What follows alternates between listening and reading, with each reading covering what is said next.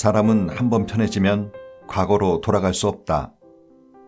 기후변화도 어느 정도의 임계점을 지나면 걷잡을 수 없이 가속화될 것이다.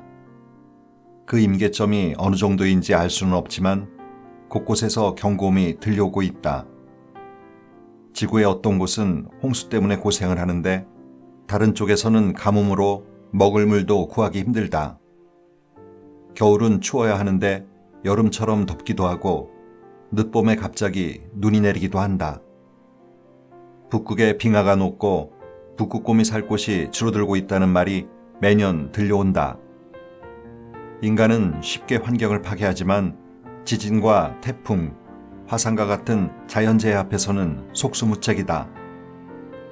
환경 파괴로 인한 재앙 또한 언제 어떻게 닥쳐올지 모르는데도 불구하고 내가 살아있는 동안은 괜찮을 거라는 생각에 애써 외면한다. 책 읽는 다락방의 제이입니다. 우리는 대체로 주기보다는 가지려 하고 비우기보다는 채우려 합니다.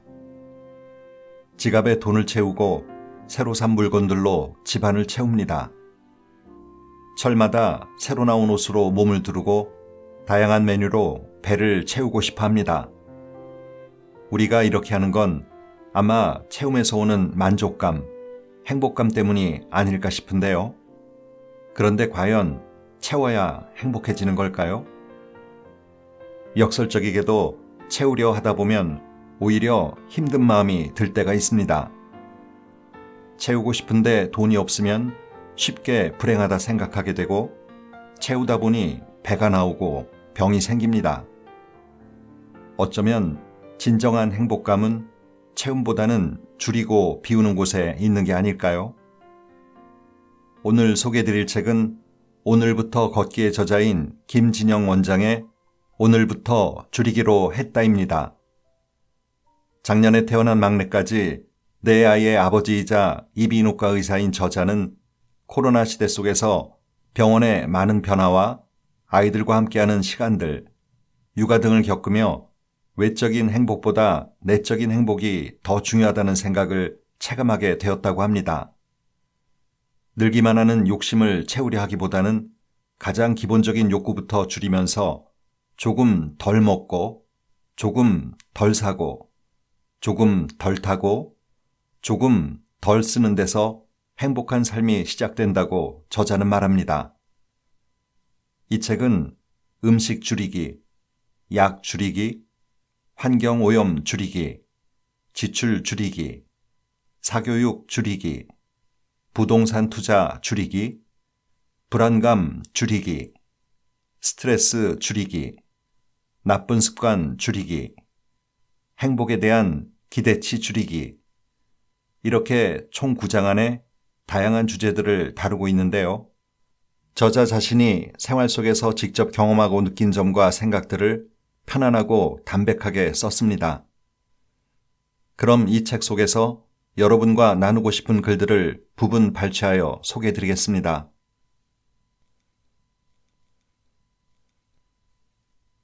설탕 중독. 우리가 느끼는 맛은 크게 단맛, 짠맛, 신맛, 쓴맛이다.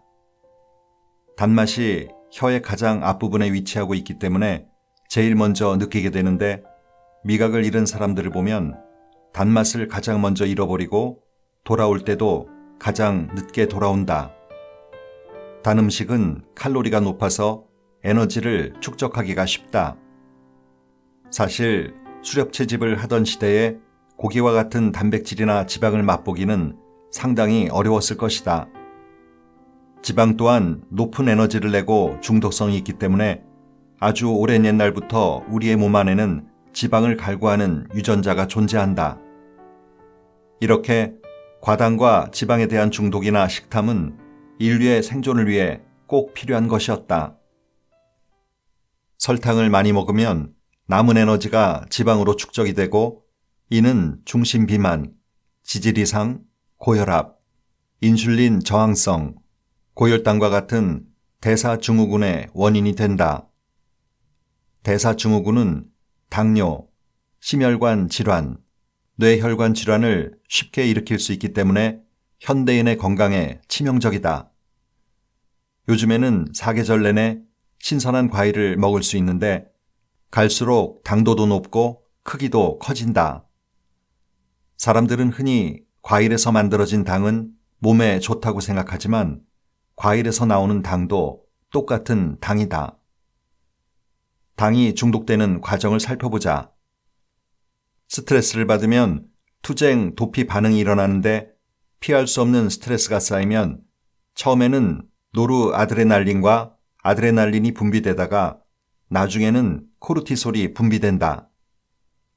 코르티솔은 당 섭취를 자극하고 당을 섭취하면 일시적인 세로토닌의 증가를 경험하게 된다. 세로토닌은 행복과 관련된 호르몬으로 몸에서는 당이 들어오는 순간에 일시적인 행복감을 기억하게 된다. 도파민은 새로운 것을 찾는 신경 전달 물질이라고 생각하면 되는데 점점 더 달고 자극적인 것을 찾게 된다. 아이스크림이나 과자의 맛을 한 번 본 어린아이들이 어떻게 해서든지 더 먹으려고 떼를 쓰고 우는 것을 많이 경험했을 것이다. 단맛에 길들여지면 끊기 어려운 이유가 여기에 있다. 적당량의 초콜릿이나 사탕은 스트레스도 줄여주고 기분을 좋게 만들어줄 수 있다. 단맛에 대한 중독을 피하려면 평소 스트레스를 줄이고 마음의 평정을 유지하는 것이 좋다. 나의 경우 아침에 가볍게 운동을 하고 비교적 여유롭게 야채를 곁들인 건강식을 먹는다. 퇴근을 하고 나면 일하면서 쌓인 스트레스와 피로 때문에 음식에 대한 욕망을 제어하기가 쉽지 않은데 특히 빵이나 케이크의 유혹은 쉽게 지나칠 수가 없다. 현대인들은 스트레스와 싸우거나 도망가기가 어려워서 스트레스를 일시적인 기쁨으로 바꾸는데 익숙해져 있다. 술, 음식, 쇼핑 등을 통해 일시적으로 세로토닌 농도가 올라가지만 이 또한 시간이 지날수록 지속 시간이 점점 짧아지고 기쁨도 점점 줄어들게 된다. 결국 중독을 치료하는 방법은 외부에 있는 것이 아니고 자기 자신의 마음속에 있는 것이다. 음식을 먹으면서 느끼는 행복도 중요하지만 먹는 것으로 스트레스를 푸는 건 위험하다. 스트레스를 받으면 그 문제를 직접 풀거나 운동이나 산책 등으로 강도를 줄여야 한다. 외식이나 군것질을 줄이고 재료 본연의 맛을 살린 음식을 꼭꼭 씹어서 식감을 즐기고 풍미를 느끼는 습관을 들이는 게 중요하다. 우리의 식단에서 설탕을 줄이는 문제는 하루아침에 되는 일은 아니다. 마음가짐과 생활 습관을 바꿔야 하기 때문에 오랜 시간이 걸릴 것이다. 나 역시 처음에는 음식 조절은 신경 쓰지 않고 운동만으로 체중 관리가 가능할 거라고 생각했는데 먹는 습관을 바꾸지 않고 체중을 유지하거나 줄이려고 하다 보니 점점 더 고강도의 운동이 필요하고 운동 시간도 늘려야만 했다. 운동 선수들의 경우 엄청난 양의 음식을 먹고 운동 또한 쉬지 않고 하기 때문에 멋진 몸을 유지할 수 있지만 일반인들이 그런 패턴을 유지하기는 쉽지 않다. 일단 먹고 싶은 만큼 다 먹고 나서 운동으로 체중 관리를 하겠다는 마음을 가지면 운동이 일처럼 괴로운 것이 되고 운동을 하면서 생기는 즐거움을 느끼기가 어렵다. 음식이 가장 맛있을 때는 배고플 때이다. 음식은 우리가 살아가는데 에너지를 주고 몸을 더 건강하게 만들어주지만 음식에 과도하게 집착하고 스트레스를 풀기 위해서 먹는다면 음식은 독이 된다. 적당히 먹고 적당하게 운동을 한다면 삶이 더 여유롭고 행복해질 것이다. 오메가3와 오메가6 똑똑하게 섭취하기. 우리의 조상은 유목 생활을 청산하고 정착해 농경 생활을 하면서부터 집에서 동물을 사육하기 시작했고 동물들 중에서도 비교적 유순하고 고기의 양이 많은 동물들을 선택했을 것이다. 제인 구달에 따르면 고릴라도 육식을 즐긴다고 한다. 그만큼 동물에게 단백질의 공급은 중요하다. 단백질은 우리 인체를 구성하는 세포, 호르몬 등의 주요 영양분이 된다. 단백질은 아미노산으로 이루어져 있는데 당, 지방에 비해 에너지원으로 이용되는 경우는 드물다. 고기를 먹을 때 문제가 되는 것은 단백질이 아닌 바로 지방이다. 물론 단백질도 과도하게 먹으면 아미노산 입자가 커서 신장에 무리를 주고 활성산소를 만들기 때문에 적당히 섭취하는 것이 중요하다. 지방은 당과 마찬가지로 음식의 풍미와 깊은 맛을 느끼게 해준다. 우리가 흔히 초등학생 입맛이라고 일컫는 음식들이 주로 고기와 사탕과 같은 당류이다. 이러한 음식은 한 번 맛을 보면 도파민 중추를 자극해 중독이 되게 만든다. 저탄고지라는 다이어트 방식이 유행한 적이 있다. 말 그대로 탄수화물은 최대한 적게 먹고 지방을 많이 먹는다는 뜻이다. 그리고 여기서 말하는 지방은 동물성 지방이 아닌 식물성 지방이다. 식물성 지방 중에서 콩기름이나 식용유는 제외한 질 좋은 지방을 의미한다. 지방은 포화지방과 불포화지방으로 나뉘는데 포화지방은 상온에 두면 고체로 변하는 비계를 생각하면 되고 불포화지방은 상온에서 액체 상태를 유지하는 참기름이나 올리브 오일을 생각하면 쉽다. 포화지방은 몸속에 들어오면 콜레스테롤이나 중성지방을 높인다. 동맥경화, 협심증, 심근경색과 같은 혈관 질환들을 일으키는 주범이다. 반면에 불포화지방은 오메가3와 오메가6로 나눌 수 있는데 오메가3는 등푸른 생선, 견과류에 많고 오메가6는 콩기름, 식용유 등에 많다. 이러한 불포화지방은 나쁜 콜레스테롤 수치를 낮추어서 혈관 질환들을 예방하는 데 도움을 준다. 그렇다면 불포화지방은 무조건 좋을까? 오메가3와 오메가6 지방산은 세포막을 구성하고 염증, 면역, 알레르기 반응, 호르몬 합성 등 다양한 역할을 한다. 두 가지 지방산이 경쟁적으로 작용을 할 경우 오메가6가 오메가3의 효과를 떨어뜨릴 수가 있다. 예를 들면 오메가3는 혈전 생성을 막고 염증을 막지만 과도한 오메가6는 혈전을 생성하고 염증 반응을 일으킬 수가 있다. 오메가3와 오메가6 지방산의 비율이 1대1이면 이상적이겠지만 1대4 정도면 적당하다. 요즘의 식사 문화에서는 오메가6의 섭취가 16배 이상 높다고 한다.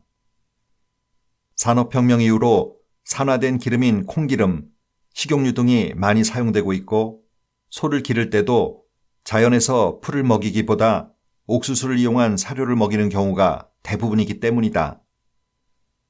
옥수수 사료를 먹은 소가 빨리 크기 때문에 출하도 서두를 수 있고 근육지방을 뜻하는 마블링도 높일 수 있기 때문이다. 감자튀김이나 후라이드 치킨을 만들 때 사용하는 기름들이 오메가6를 높이는 또 다른 원인 중에 하나이다. 서구화된 음식 습관이 오메가3와 오메가6 지방산의 비율을 무너뜨리는 주범인 것이다.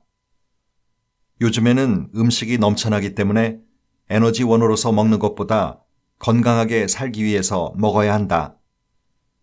오메가3와 오메가6의 비율을 맞추려면 견과류와 생선도 자주 먹어야 한다.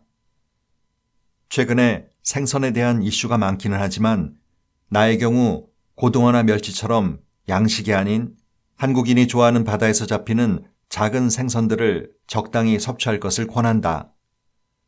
참치처럼 상위 포식자일수록 중금속 함량이 많아서 생선 섭취를 제한하자는 학자들도 있지만 가끔 즐기는 정도라면 문제가 될 것이 없다.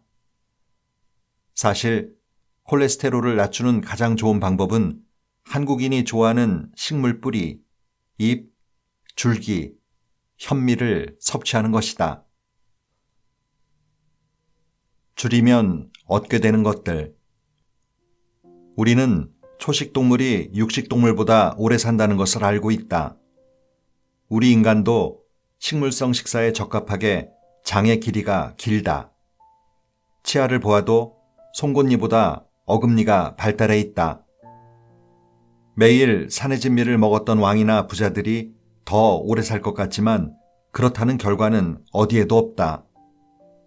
불순물이 많이 섞여 있는 연료를 사용하는 자동차의 경우 망가질 확률이 높은 것처럼 우리의 몸도 마찬가지이다. TV나 각종 매체에서는 수많은 건강 비법들을 쏟아내고 저마다 어떤 음식은 어디에 좋고 어떤 음식은 피하는 게 좋다고 강변한다. 물론 자신의 질환에 따라서 피해야 할 음식은 존재한다. 다만 질환이 생기기 전에는 대체로 덜 먹고 질적으로 좋은 음식을 먹는 것이 기본이다. 여기서 말하는 질적으로 좋은 음식은 고가의 음식이 아닌 식물성 음식이다. 우리나라의 좋은 음식 문화가 점점 서구화되면서 음식을 먹는 행위가 쾌락에만 초점을 맞추는 것 같아 씁쓸할 때가 있다. 서양에서는 김치가 건강한 음식으로 알려지면서 많은 사람들이 찾고 있지만 정작 우리나라에서는 피자나 치킨보다 인기가 없다. 음식의 양은 점점 늘어나고 음식의 구성에 당과 지방의 함량이 높아져 사람들은 많은 양과 높은 칼로리에 익숙해졌다. 흔히 우리는 고기를 먹은 후에 입가심으로 냉면을 먹거나 밥을 먹는다. 우스갯소리로 냉면이나 밥이 들어가는 길은 따로 있다고들 한다. 아마도 포도당에 대한 중독적인 습관 때문에 배불리 고기를 먹고 나서도 반드시 포도당을 먹어줘야 직성이 풀리는 것 같다. 정보가 독인 시대. 이비인후과에서 환자를 진료하면서 이야기를 나누다 보면 많은 환자들이 의사보다 앞서 유명인들이 한다는 치료법이나 약에 대한 이야기를 하고 처방을 요구하는 경우를 종종 만나게 된다. 의사가 진단을 내리기도 전에 스스로 병명을 단정짓기도 한다. 언론이나 SNS를 통해 검증되지 않은 의학 정보가 쏟아져 나오고 늘 시간에 쫓기는 의사는 진료 시간에 환자에게 충분한 시간을 할애할 수 없는 상황들이 이런 슬픈 현실을 만들어내는 게 아닌가 싶다. 말 그대로 정보가 독인 시대다. 인간의 수명이 100세를 넘길 수 있었던 원인으로 항생제와 같은 약과 백신의 역할을 간과할 수는 없다. 약은 꼭 필요할 때 복용하면 명약이고 근거 없이 먹는 약은 독이 된다. 약보다는 밥으로. 질병을 이겨내려면 무엇보다 면역력을 길러야 한다. 뻔한 말이지만 면역력을 기르려면 잘 자고 잘 먹고 적당한 운동을 해야 한다. 현대인의 질병들은 대부분 만성적인 경우가 많은데 만성적이라는 말은 흔히 병이 3개월 이상 지속되는 경우를 말한다. 만성적인 질환으로는 당뇨병, 고혈압, 면역질환, 고지혈증, 심혈관 질환, 암과 같은 병들을 생각할 수 있는데 이러한 병들의 원인으로는 과도한 스트레스, 운동 부족, 식생활의 변화, 수면 부족 등을 꼽는다. 넘쳐나는 음식, 편리한 생활, 쾌적한 주거 환경 등 살기는 더욱 좋아졌지만 극단적으로 너무 편해지고 음식이 넘쳐나서 질병이 생긴다고 해도 과언이 아니다.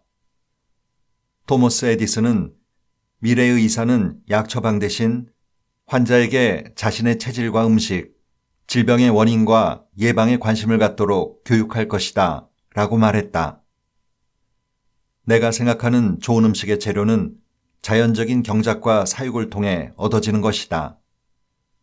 그렇다면 좋은 음식은 어떻게 만들어야 할까?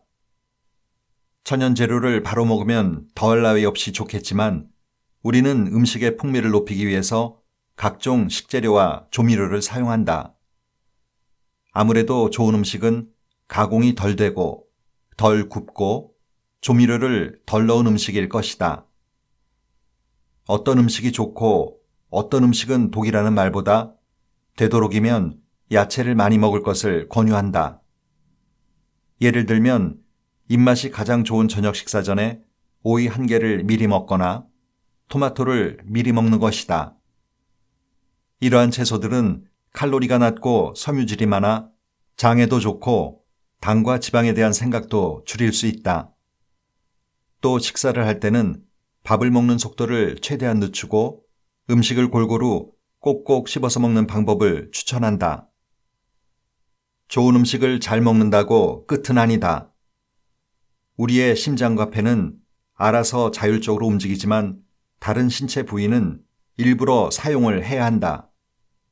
아무리 좋은 음식을 잘 찾아 먹는다 해도 몸을 움직이지 않으면 당이 지방으로 변하고 지방은 신체 곳곳에 문제를 일으키고 그 안 좋은 습관이 지속되면 결국 질병이 되는 것이다.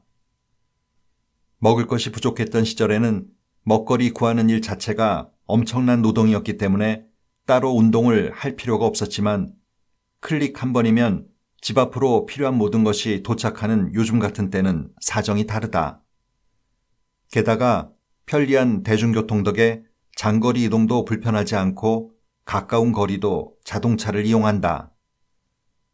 나는 최대한 불편하게 살기를 권한다. 건물에 올라갈 때도 되도록 계단을 이용하고 출퇴근도 어느 정도의 거리는 걸어서 다니는 것이다.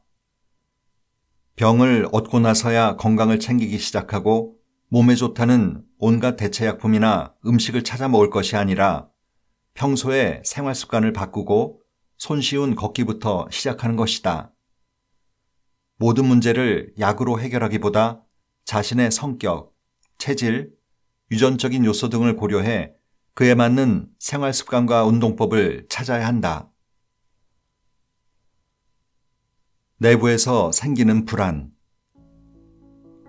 노벨문학상 수상자인 페터 한트케가 쓴 페널티킥 앞에 선 골키퍼의 불안은 현대 사회의 불안을 잘 표현하고 있다. 현대인들은 자기의 존재에서 답을 찾지 못한 채 사람들과의 의미 없는 대화나 만남 속에서 오히려 더 큰 고독과 불안감을 느낀다. 제목에서 보듯이 축구 경기에서는 골을 넣는 공격수에만 집중이 되는 경우가 많다.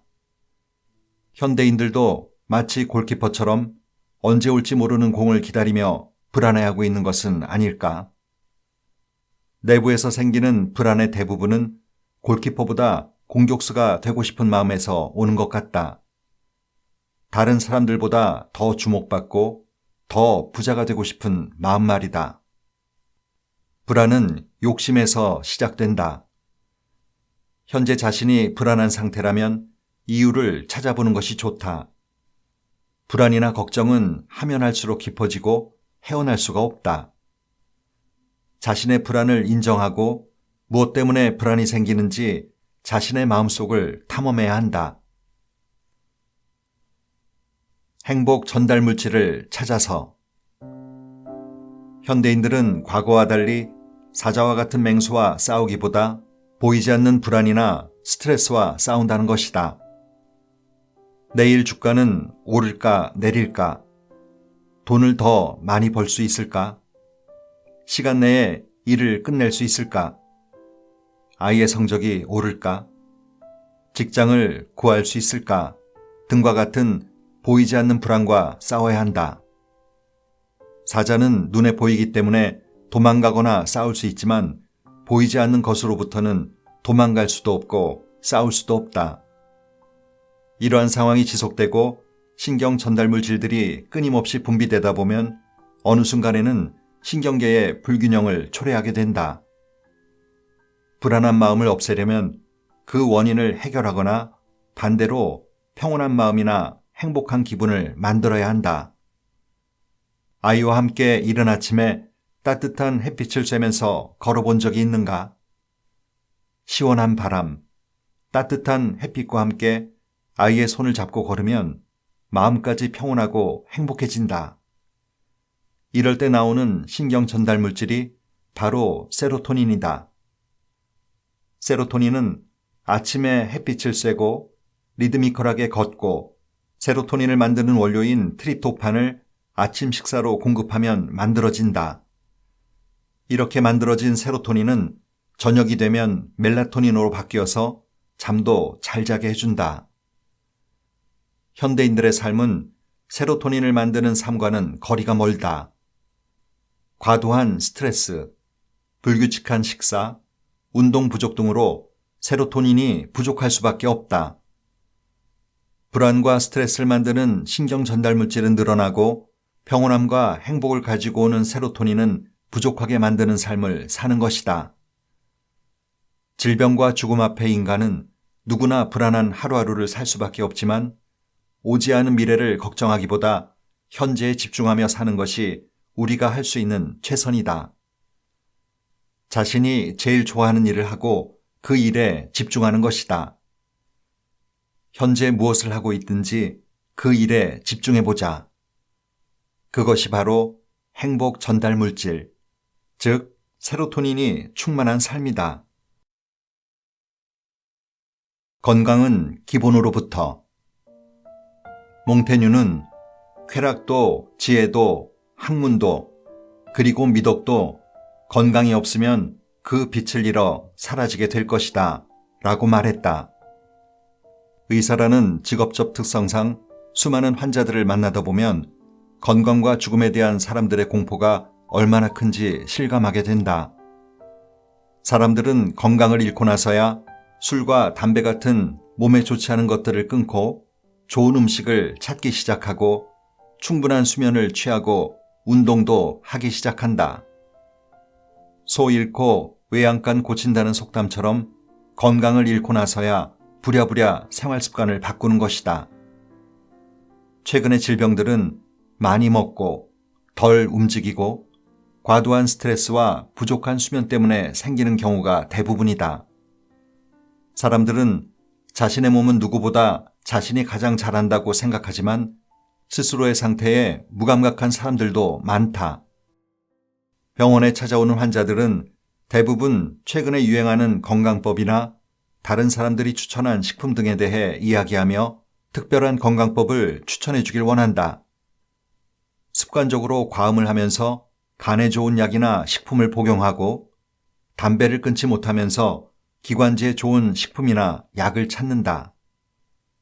과식을 하고 운동은 안 하면서 당뇨에 좋은 음식이나 식품만 찾는다.